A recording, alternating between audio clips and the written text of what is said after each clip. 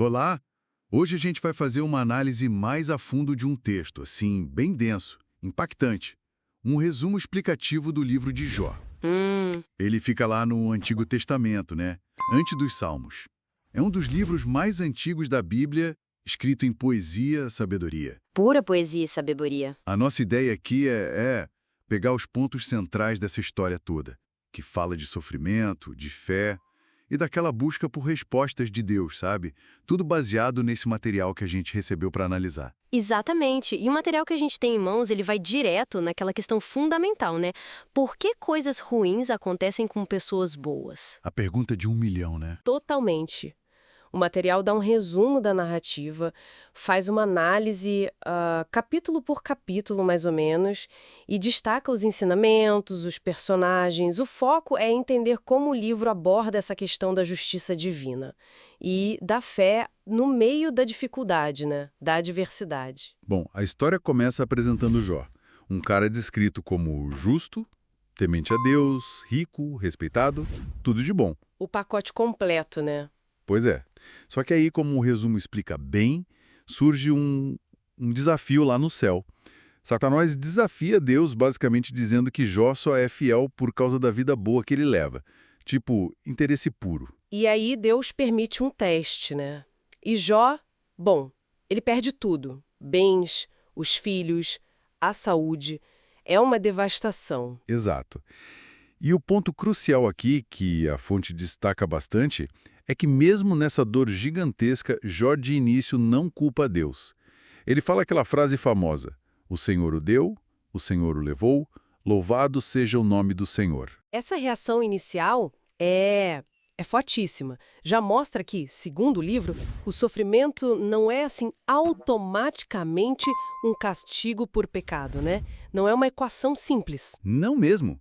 E essa postura inicial dele prepara o terreno para quando chegam os amigos, né? Ele faz Bildade e Zofar. Ah, os amigos. Eles chegam e tentam convencer Jó de que ele deve ter pecado para merecer aquilo tudo. Sim, cada um com a sua abordagem, mas a ideia central é a mesma. Sofrimento é punição divina por alguma falta. É a teologia da retribuição na veia. E Jó ali, no meio da dor, defendendo a própria inocência, dizendo: não, eu não fiz nada para merecer isso. Exato. E o material também menciona Eliú, um personagem mais jovem que aparece depois, né?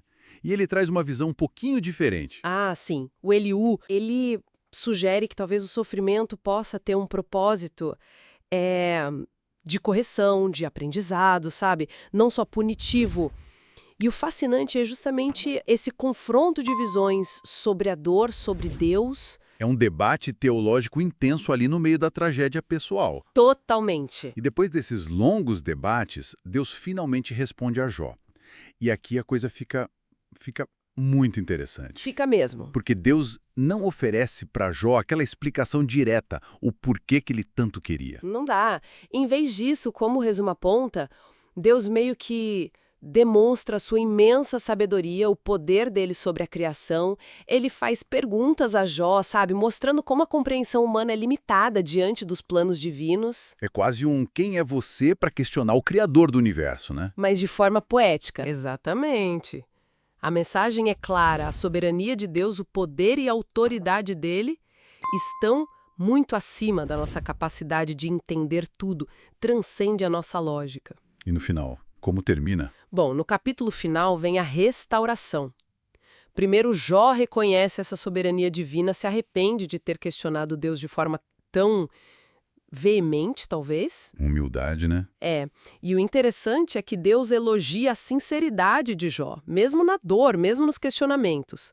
Mas repreende duramente os amigos por terem falado coisas erradas sobre ele, por terem simplificado demais. Ou seja, a honestidade na dor foi mais valorizada que a teologia certinha dos amigos. Parece que sim, pela narrativa. E aí, como o resumo descreve, Jó tem a vida restaurada em dobro. Bens, família nova, saúde, vive muitos anos. Uma reviravolta completa. Sim, isso simboliza a fidelidade de Deus e a possibilidade de renovação depois da provação, para quem mantém a fé. Então, o que a gente tira disso tudo? O resumo que a gente analisou destaca alguns pontos-chave, né? Que o sofrimento pode ter propósitos que a gente não entende de cara. Com certeza. A importância de confiar em Deus mesmo na incerteza. A soberania dele. E o valor da paciência e da sinceridade na fé.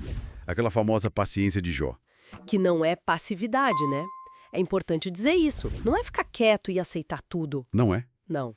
Pelo que o livro mostra, é mais uma resiliência, uma perseverança que se baseia na confiança em Deus, mesmo quando se está questionando, lutando com a dúvida. Uma confiança profunda na justiça dele, mesmo quando as aparências dizem o contrário. Faz sentido essa confiança na justiça e sabedoria de Deus, mesmo quando tudo parece contradizer isso. Talvez seja a mensagem central que o material nos deixa. Eu acho que sim. A fé verdadeira, por essa perspectiva apresentada no resumo, não depende de uma vida sem sofrimento, né? Mas sim da perseverança através do sofrimento. E isso levanta uma questão importante sobre como a gente encara as dificuldades que não têm explicação fácil, né? Exatamente. Como lidamos com o que parece ser o silêncio de Deus, com o inexplicável. E para a gente fechar, fica uma reflexão.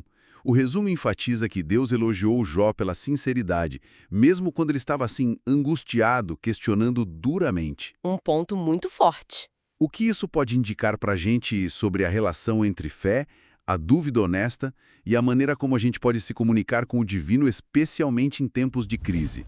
Fica aí a ideia para se pensar. Se você gostou desse vídeo, digite amém.